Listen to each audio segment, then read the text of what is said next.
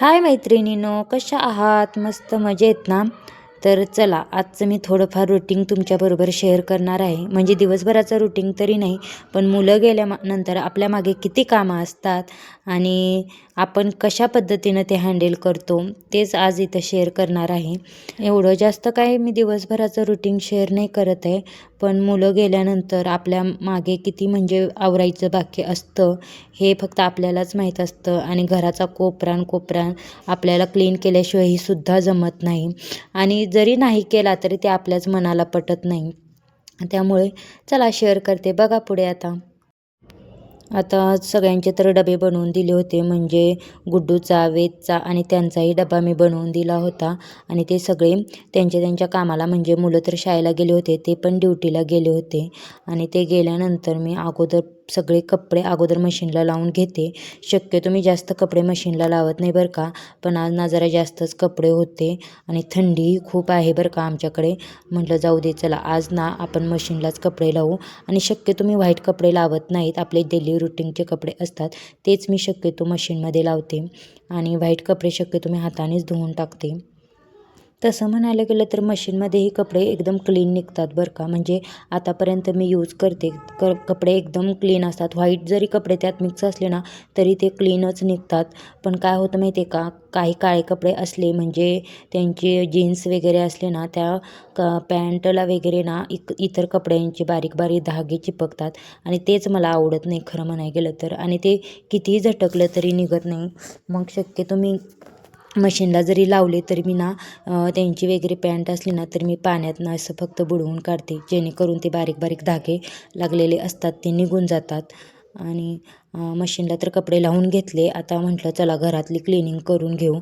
सोप्यावरही इतका पसारा पडलेला होता. म्हणजे मुलं ना काय करतात, सगळं सोप्यावर बसून खातात. असं खाली ते बसतच नाही. काही जरी खाऊ असला तर त्यांना सोप्यावर बसूनच खायला आवडतो. आणि म्हटलं जाऊ दे, आपल्याला आता आपलं कामच आहे ते केलंच पाहिजे. आणि इथं तुम्ही बघितलाच असेल की सोप्याचा कवर झटकल्यावर किती त्यातून कचरा निघाला. आणि मुलांना सवयच आहे बरं का, सोप्यावरच बसून खाऊ खायचा. तसं म्हणायला गेलं तर आम्ही म्हणजे सगळेच सोप्यावरच बसतो आणि थोडा खाऊ खाण्यासाठी कोण खाली बसतच नाही. आणि मी सकाळचंही सोप्यावरच जेवते बरं का, सोप्यावर बसूनच जेवते. म्हणजे टी व्ही बघत बघत आपण सोप्यावर बसून मी जेवत राहते. मुलं शाळेत गेल्यावर मग एकच पर्याय असतो, टी व्ही लावायचा आणि जेवायचं. आणि इतरांचा कसा समज असतो, मुलं एकदा शाळेत गेली की ह्यांना दिवसभर किती निवांत असेल ना, काय कामं असतात घरात, असंच शक्यतो आपल्या माणसांचा तसाच समज असतो बरं का. आणि असं काही जणांनाही वाटतं बरं का. आता मुलं शाळेत जातात, मिस्टर ड्युटीला जातात, दिवसभरही किती निवांत असेल, किती आराम करत असेल, असं सगळ्यांचाच गैरसमज होऊन जातो बरं का. पण ते फक्त घरात राहणाऱ्या लेडीजलाच माहीत असतं आपल्या मागं किती कामं असतात आणि डोक्यात किती हे करायचं आहे ते करायचं आहे, ह्याच्यानंतर या गोष्टी केल्या पाहिजेत आणि त्या पण ॲट ए टाईमच झाल्या पाहिजेत असंही असतं बरं का. थोडंफार असतो, म्हणजे आपण पूर्णच दिवसभर कामात जातो असंही नाही. पण ना तरी असं वाटतं एकदा मुलं 11 वाजता शाळेला गेल्यावर हे 5 वाजेपर्यंत किती निवांत असतील असं सर्वांचा समज होऊन जातो. आपण घर एवढं क्लीन ठेवतो आणि त्याच्यामागं किती मेहनत असते हे फक्त आपल्यालाच माहीत असते.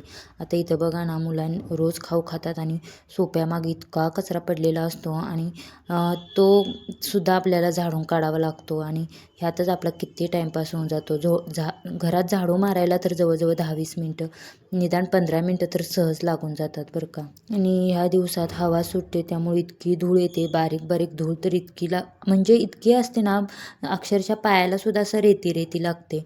आणि दिवसातून आपला 2 ते 3 वेळा झाडू सहज मारला जातो आणि ते केल्याशिवाय सुद्धा मनाला चैन पटत नाही. आणि असं वाटतंय जाऊ दे, थोड्या वेळानं करू, निवांत बसून घेऊ. आणि जरी निवांत आपण बसलो तरी आणि ते मनात सारखं येतच राहतं, अजून हे आवरायचं आहे, अजून ते आवरायचं आहे आणि कधी आवरून होईल. आणि ते कचरा बघितलं की आणि जरा मग जास्तच डोक्याला टेन्शन येतं. मग त्यापेक्षा पटपट आवरून घेतलं आणि निवांत बसलं तर कधीही बेटरच. आणि इथं बघा ना, जिन्यात म्हणजे रो हाऊस असल्यामुळे ना इथं असं मधून पायऱ्या आहेत, त्यामुळे ना ह्या पायऱ्यांवर पण इतकी घाण होते. मार्बल ब्लॅक कलरचं असल्यामुळे ना धूळ लगेच सहज दिसून येते बरं का ह्या पायऱ्यांवर सुद्धा. आणि झाडू मारून सुद्धा ती धूळ काही निघत नाही, म्हणजे अशी बारीक बारीक कण इझिली दिसून जाते. आणि त्यामुळे फरशी पुसल्याशिवाय पर्याय नसतो.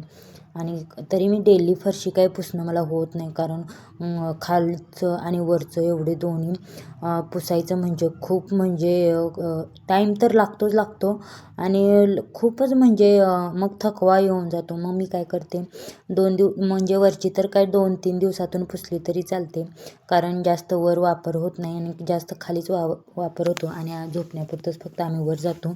दुपारचं थोडंफार काय अभ्यास गुड्डू करत असेल तेवढंच वर, नाहीतर वर एवढं काय झाडू मारला तरी होऊन जातं. पण फरशी मात्र 2 दिवसातून वरची पुसते आणि खालची पूर्ण फरशी मी 1 दिवस आड अशी पुसते.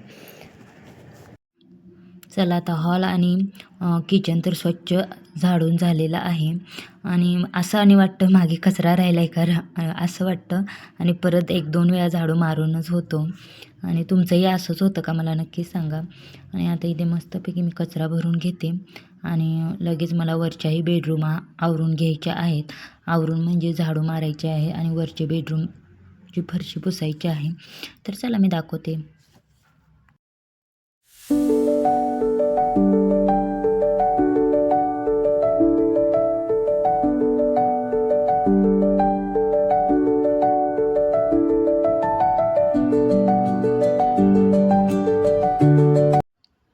आता अशी तर बेडरूम तुम्हाला खूप क्लीन वाटत असेल, पण जोपर्यंत झाडू मारत नाही तोपर्यंत असं फ्रेश असं वाटतच नाही.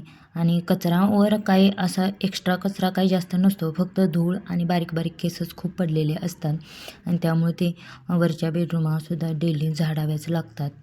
आणि हे बेडखाली पण इतका कचरा जातो हवेनं ना, खूप बेडखाली धूळ वगैरे गेलेली असते. आणि झाडून काढलं की तेव्हाच बरं वाटतं. आणि जरी इकडून झाडून घेतलं आणि एवढं म्हणलं कुठं बेडखाली का झाडत बसायचं, तरीही असं वाटतं नाही, स्वच्छ क्लीन असं झालेलंच नाही. तुम्ही बघू शकता किती धूळ निघालेली आहे बेड खालून. म्हणजे डेली झाडते तरीसुद्धा रोज एवढीच धूळ निघते बरं का. म्हणजे इतकी धूळ आहे आमच्याकडे, हवाच इतकी आहे आणि त्याच्या मागोमागे धूळ पण इतकी येते. एवढे खिडक्या पॅक राहतात, दरवाजे पॅक राहतात, तरी धूळ कुठून येते हेच आम्हाला काही कळत नाही. चला मग झाडू मारून तर होतो. आणि हे पुढं गॅलरीत तर काय बोलायचं कामच नाही. गॅलरीत तर अक्षरशः धुळीचं साम्राज्यच असतं बरं का. आणि हे पानांवर झाडांवर इतकी धूळ बसलेली असते, ती झाडंसुद्धा निर्जीव वाटायला लागलेत अशी धूळ बघून. आता गॅलरी तर धुवून घ्यायचीच आहे. म्हणलं झाडांना पाणी देऊन परत झाडं धुवून काढावी असा विचार चालू होता. म्हणजे 2 दिवसातनं ही झाडं धुतली जातात बरं का.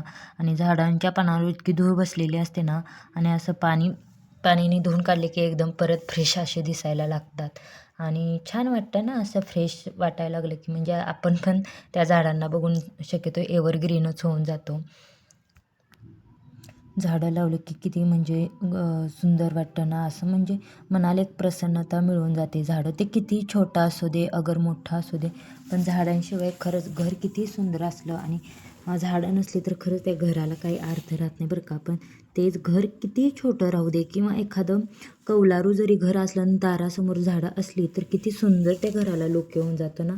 आणि आपल्या इथं तरी काही सोय नाही आहे झाडं जास्त लावायची, पण जेवढे मला कुंडीत जमतील तेवढी मी झाडं म्हणजे लावायचा प्रयत्न केलेला आहे. आणि खूप मला म्हणजे असं झाडं लावले का नाही, खूप असं छान प्रसन्न वाटतं मनात. एक असं काय म्हणतात ते, एक असा आनंद निर्माण होऊन जातो ती झाडं बघितली तर. जरी काय आपल्या घरात काही नको, पण झाडं मात्र पाहिजेच पाहिजे बरं का. आणि किती छान वाटतं हे बघताय तुम्ही, एवढीशी झाडं आहेत पण किती प्रसन्न वाटतं ना तेवढ्याच गॅलरीत. म्हणजे एक त्या गॅलरीलासुद्धा असा जिवंतपणा येऊन जातो बरं का. आणि तुम्हाला काय वाटतं हे मला नक्कीच सांगा.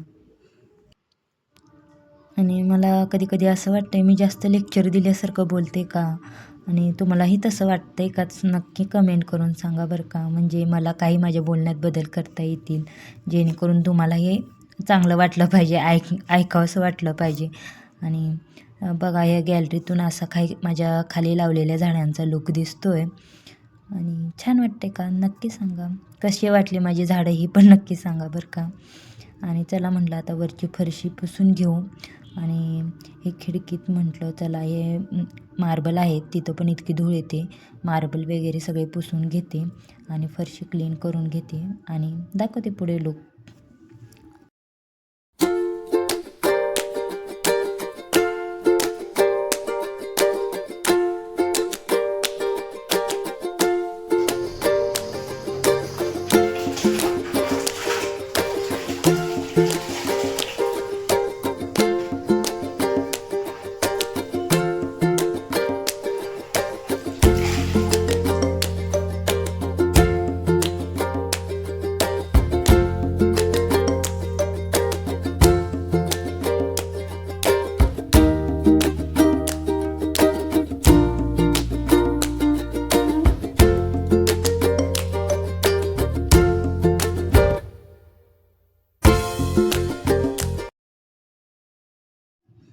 आणि हे काम आपण ना आनंद म्हणून केलं पाहिजे बरं का. उगाच करायचं आहे म्हणून केलं नाही पाहिजे. आणि जरी करायचं आहे म्हणून केलं ना ते ना काम इतकं करायला कंटाळा येतो. म्हणजे असं मनात तसं नुसतं कंटाळा करून आपण ना काम जर केलं तर एकदम बोरिंग होतं आणि ते काम हे खूप वेळ लागतो करायला आणि असं काम पटकन उरकतच नाही बरं का. आणि हेच काम जर आपण आनंदाने केलं ना आणि खरंच किती बघा तुम्ही ट्राय म्हणजे केलं ना खरंच छान वाटतं.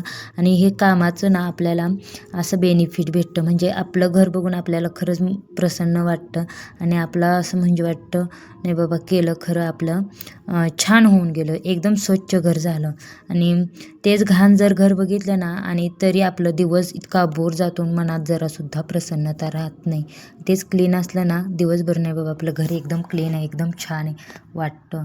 आणि हे बघा मी असं जिन्यात नाही सॉरी बरं का, जिन्यात असे छोटे मोठे झाडं लावलेले आहेत. आणि हे बघा हे स्टोन आर्ट केलेलं आहेत गुड्डूनं. काही मी केले, मी आयडिया दिले, तिनं केलेत, काही तिनं रंगवलेत, काही छोटे छोटे डिटेल्स मी केलेत. असं आमच्या दोघींचं सारखं काही ना काही उद्योग सुरू राहतात बरं का घरात.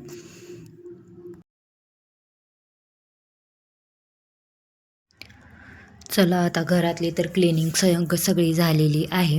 आता कपडे बहुतेक आय थिंक मशीन पण झालं होतं वाटतं कपडे, कारण 1-1.5 तासाची सायकल असते आणि ती झाली की कपडे होऊन जातात. आणि आता चला कपडे पटकन मी घेते वाळत घालायला. आणि कपडे वाळून झाले की आपलं काम द एंड, म्हणजे सध्यापुरतं तरी परत रोजचं रुटीन तर आपलं काही संपतच नाही. पण मग सकाळचा कामाचा तरी एंड झालेला आहे. आणि आता जवळपास 12-12:15 झालेले आहेत. आणि एक अर्धा तास बसले की लगेच मुलंही येतात. आणि असं काहीसं राहतं माझ्या दिवसाचं रुटीन, म्हणजे डेली रुटीन. आणि चला मग कसा वाटला आजचा व्हिडिओ नक्की सांगा. आवडले असल्यास लाईक करा, शेअर करा आणि आपल्या चॅनलला नक्की सबस्क्राईब करायला विसरू नका. आणि चला तुम्ही बघा आता पुढे काय माझे कामं कशी असतात कपडे वाळत घालता. एन्जॉय करा ब्लॉग. बाय.